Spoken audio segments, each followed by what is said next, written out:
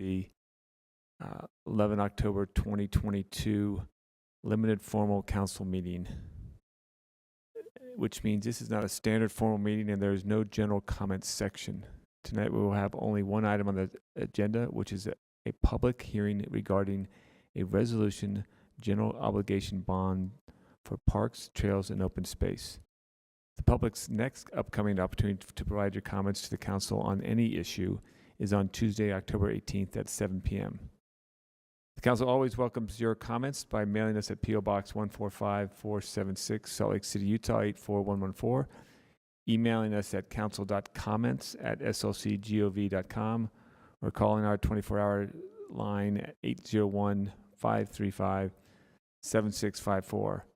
All agenda-related comments received through any source are shared with the council and added to the council public meeting records within 24 to 48 hours following the council meeting. And welcome to the public meeting rules. If you'd like to give public comment today, we are accepting comments in person, online on WebEx, and via telephone for those who only option is to call in. Before we begin moving through our agenda, I want to mention and review our rules of decorum. City Council has always had guidelines in place to ensure that our meetings are orderly, civil, and efficient. The guidelines help everyone feel comfortable sharing the comments without feeling intimidated. To achieve this, our rules of decorum take effect the moment you arrive. We respect all points of view and welcome new insights. Please be respectful while sharing your comments. Avoid yelling, using profanity, making racial slurs, or obscene or defamatory remarks. If you violate this rule, we will mute your line and we will ask you to stop. If you feel the need to use such language or express your opinion, you may email council members or leave a message on our 24-hour comment line. Additionally, our staff will request your name during the WebEx registration process. To limit the disruptions, your name cannot include a message or violate our rules of decorum. If your name doesn't comply, our staff will let you know. For those joining us on WebEx, please watch your chat window in case we try to reach you. Isaac from our staff will moderate our WebEx. I think Taylor will be moderating our WebEx and will message you with any questions about our registrations. Staff is handling many tasks, so please limit your message to technical issues and minimal information updates. And now we will begin our public hearing for the general obligation bonds for parks, trails, and open space. Taylor Hill on our staff will be calling names of those who wish to comment. We will call names and people on WebEx and in person based on the order of registration or received comment cards. And as always, you have 2 minutes to call, and Taylor will announce your name, and then you can state it in person. Now, before we begin taking comments, I will first turn the time over to Ben Lutke, Council Staff Policy Analyst, to give a short introduction to the bond. Thank you, Ben. The public hearing today is a required follow-up step per state law after the council placed an $85 million general obligation bond on the ballot. Another public hearing about the proposed bond is scheduled for next Tuesday, October 18th. Voters will decide whether to approve the bond at the November 8th election. Vote by mail ballots and the voter information pamphlet are expected to be delivered over the next 2 weeks.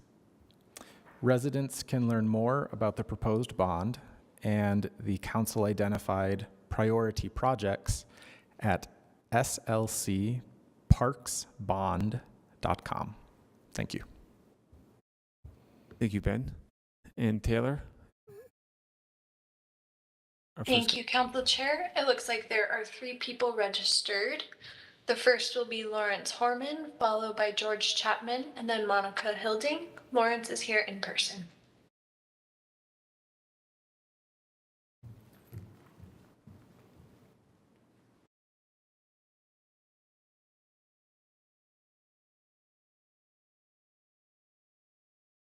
Don't mind if I move a microphone over here because this is kind of giving me a bit of claustrophobia.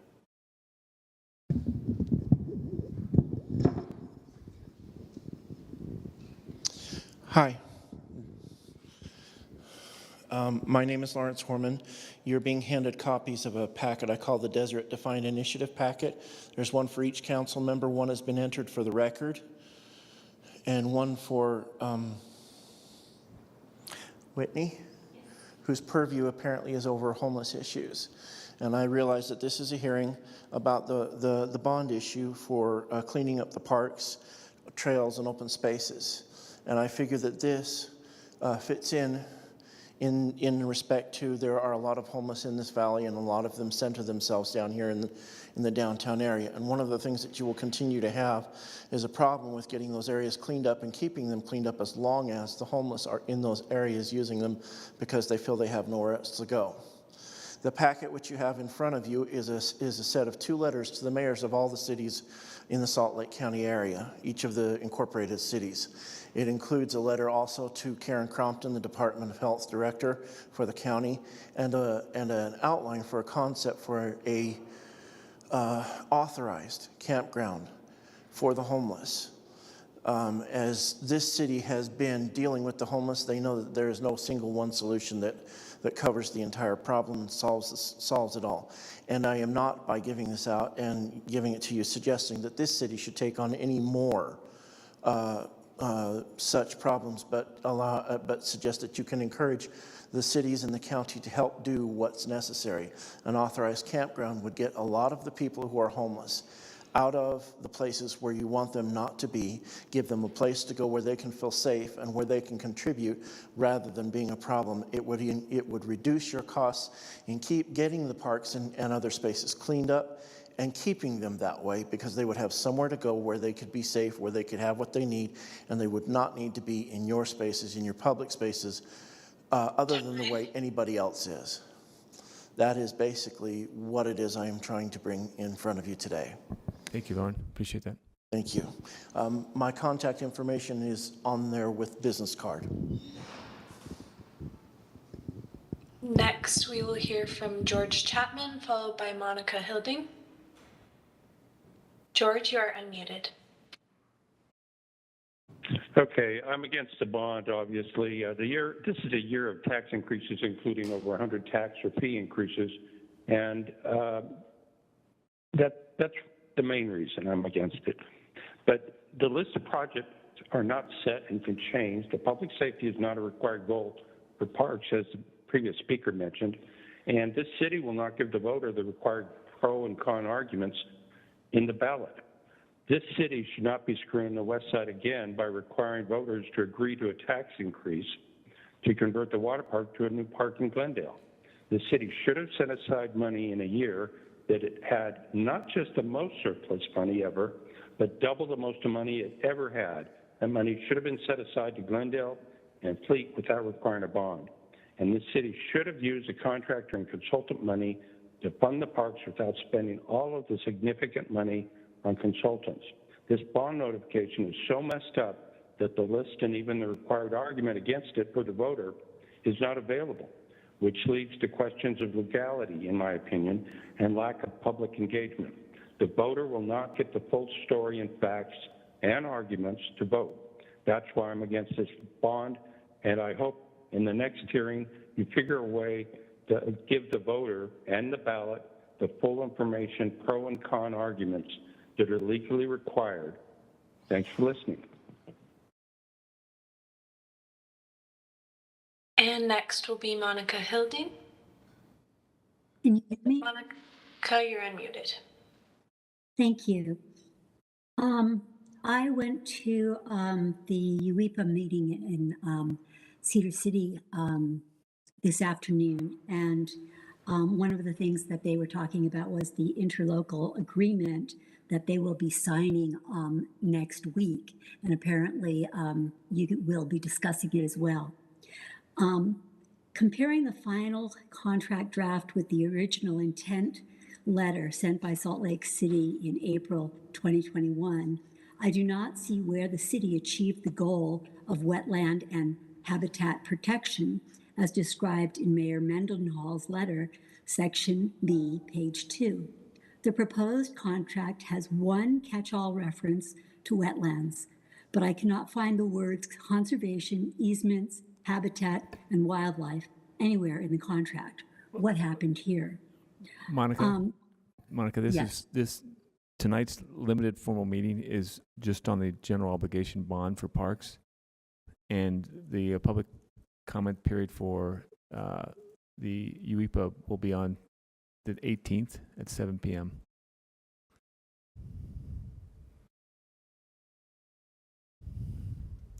Okay, and next we will hear from Richard Lyman, who is here in person to speak.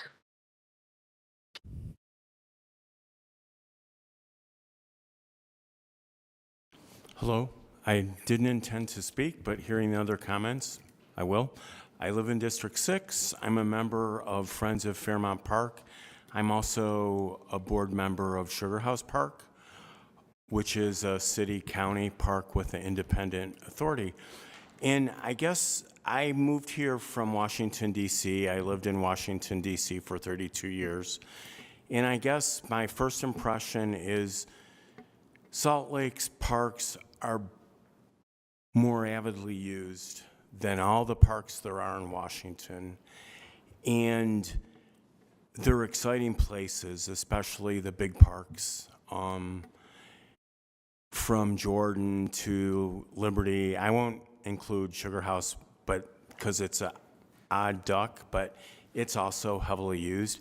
And I guess just the one thing I would say is the parks are great, and they can be better. And as Salt Lake grows, we have this tremendous opportunity to make the parks and open spaces even better than they are. And this bond will help do that. With the priorities the council have identified and others that will be identified in the upcoming 5-year strategic plan for the parks and open space agency, things can only improve, and that's really exciting. So I just want the council as elected officials to always be thinking about that vision, about how can Salt Lake's parks be incredible. I know Councilmember Wharton's trying to do that with Warm Springs, and all the council members have great priorities for the parks in their districts. And it's exciting, and I just want to say thank you for your support for parks and open spaces. Time. And that was the final registered comment this evening. Any other commenters in person? Council Chair, if I may just make a comment on the Yes. for a clarification. As Ben introduced, there will be a public meeting next week on the 18th, and at that time, the pro and con argument would be read. Oh, sorry, thank you. The pro and con argument will be read at the public meeting on the 18th. There was no con argument submitted by a registered voter in the deadline provided. Thank you. Thank you, Cindy.